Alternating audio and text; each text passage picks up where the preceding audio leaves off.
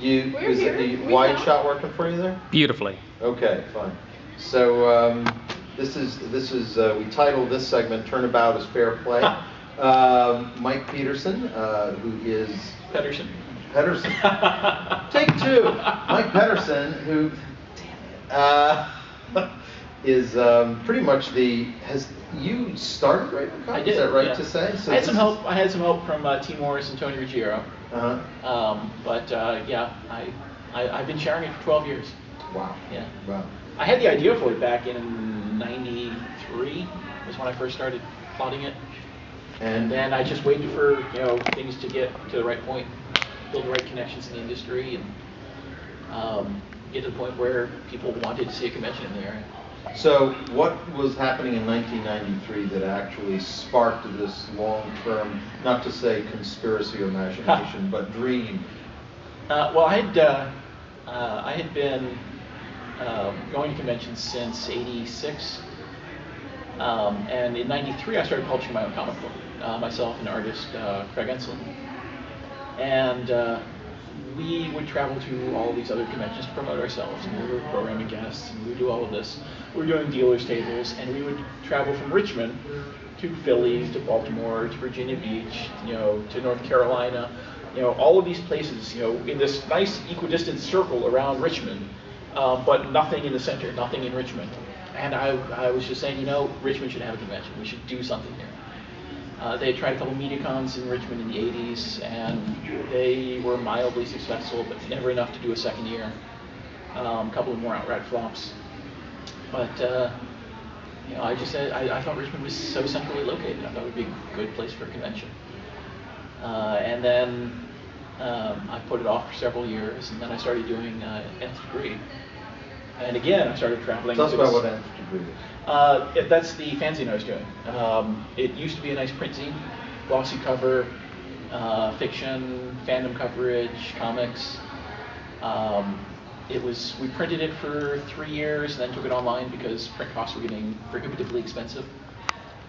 It's still online. I'm not as active with it these days because I've discovered it's very hard to have a full-time job and a full-time zine. I'm working on fixing that. But I was traveling to 16 conventions a year at that point to promote the fanzine.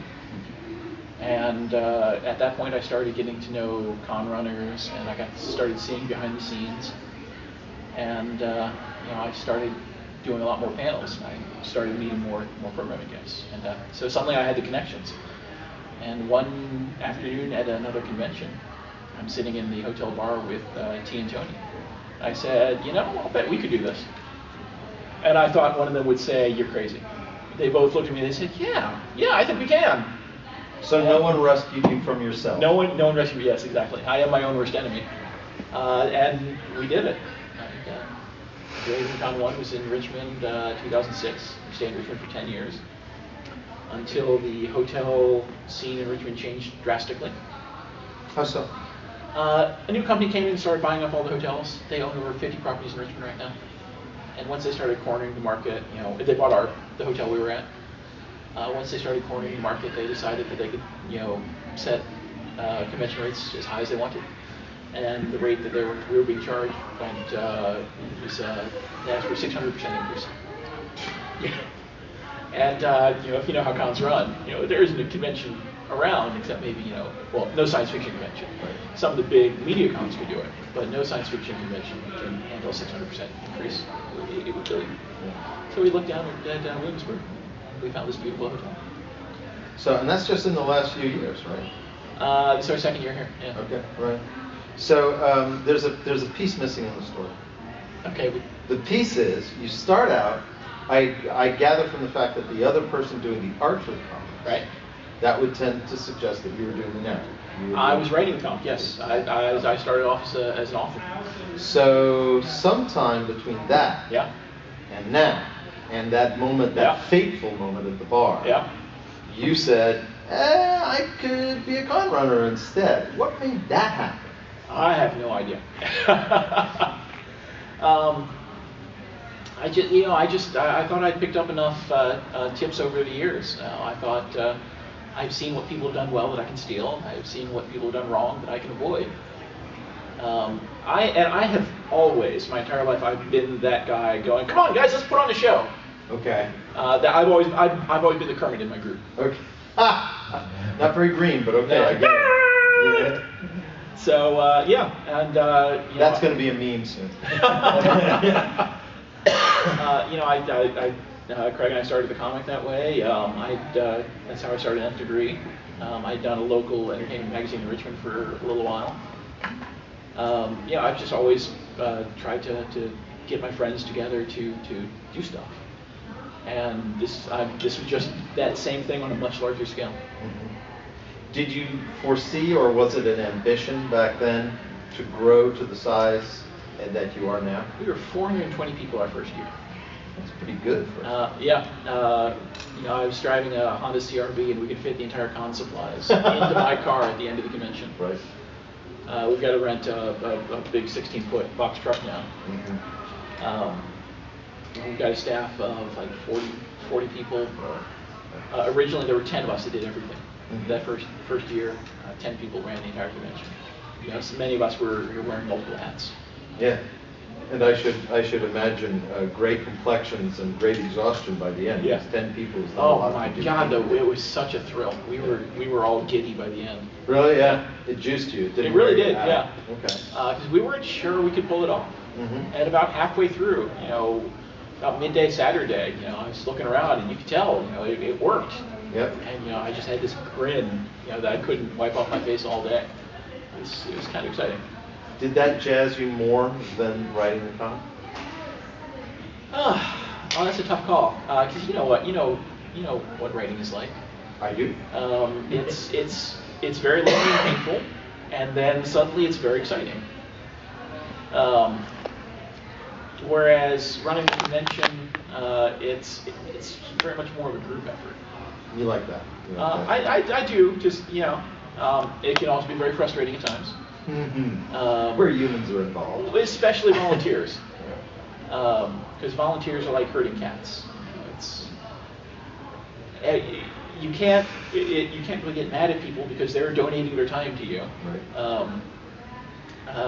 So I'm always very grateful for everything that everyone does, and yet when someone does something that doesn't work right, it becomes very frustrating. Yeah. But I've got a great group.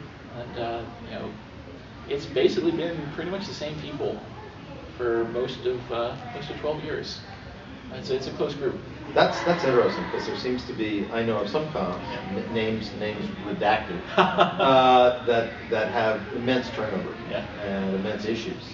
So that's interesting to not only hear that you are a person that has been right there at the inception, but that so much of the team is the same as well, and that speaks volumes. Yeah, well, that was one of the things that I saw that I didn't like, because I've seen, you see it over and over and over again, cyclically, with conventions, where they will get a good group of con runners in, and then those people will cycle out, and a new group will come in. And the new group either has such wildly different ideas or is inexperienced, and you see this massive change in quality of the convention, over the course of 1 year. Or sometimes you see the reverse. You see people that just stick with it, past their time. And they're usually run by committee, and committees never produce the best product. So I decided from the beginning that we're going to run it as a benevolent dictatorship. I would have the final say on everything. Benign autocrat. Exactly. And for the most part, that's worked. But it gets tiring sometimes. I would imagine it does. I don't know too many other people that have chaired 12 cons in a row. Not alive. Yeah. So I'm going to ask, since we've got 12 years to work with, this should be a very easy part of this interview. Okay. So I'm going to ask you about 4 episodes or moments. So let's start with the best moment. The best moment was that first year. Okay. That realization, on day 2, where you just look around and go, we did it. This works. I'm honestly, not exaggerating when I say I was just grinning ear to ear, all the rest of the weekend. It was such a gratifying moment. And they just thought you were on drugs to get Yeah. through, right? And so then, what is the worst moment? And this can be, by the way, this isn't like just in the running of the con, but, and by the way, names redacted, I understand. So, guests or just things that you wished had happened that hadn't, or that hadn't, etc. There have been several worst moments. Okay. The first of the worst was I had a friend that I had met way back at PsychCon who I actually had some classes with back at BCU. We knew each other through cons and classes. He would come to parties at my house. We were both gamers, although we never gamed together, which was weird. I knew him from like 87, 88, on up through the late 90s, and I lost touch with him for a few years. I left Richmond for a time, and he'd stopped going to conventions.